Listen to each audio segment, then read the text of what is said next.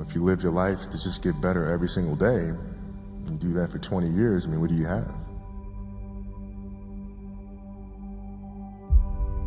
My guess is that right now, Google has a brilliant team of engineers and scientists working with all their talents, day after day, tucked in a lab, trying to do what? They're trying to start the next Google. They've got intelligence on their side. They've got technology on their side. They work for Google. They've got connections. They've got influence. They've got money, lots of it. What's the one thing they're missing? Necessity. They don't need it. They no longer have their back against the wall. They want to solve a problem. They want to build something amazing. But do they need to? Do they need to organize the internet like two guys did in their dorm 20 years ago? If you're trying to make something amazing happen, I get having smarts on your side, and money, and influence, I get it. But bigger than it all, I get the need to simply believe it must. That there is no other way. It just has to happen. So here's the real lesson. There are actually two ways something becomes a necessity.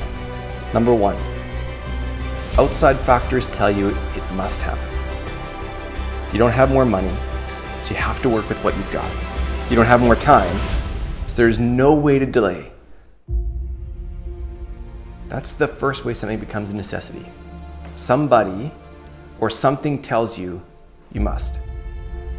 But there's a second way too. Something else doesn't force you. Somebody else doesn't tell you it has to happen. You force yourself. You make it a necessity. That's why I love to learn from those who have it all but simply push themselves harder than everyone else to make incredible things happen. Those who still find a way to believe that what they're doing matters most. Kobe was on top for a long time. Did he need to stay there? That was for him to decide. So what was his mindset? This is what he said. Winning takes precedence over all. There's no gray area. No almosts. When it came to basketball, there was no second option.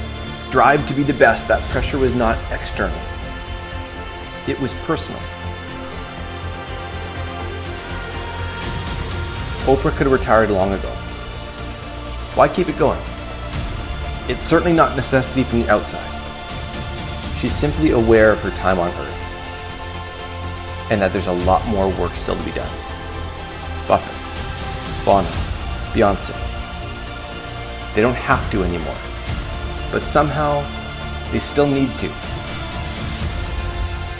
We can make that choice to declare our life's work, to set the height of our own bar, to work when no one else is asking.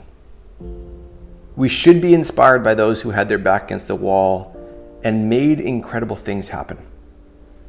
But we should also be inspired by those who left the wall long ago, but still found a way to keep pushing. And in my eyes, it forces us to ask the question, what is the one thing you are making a necessity? As hard as you believe you can work harder than that.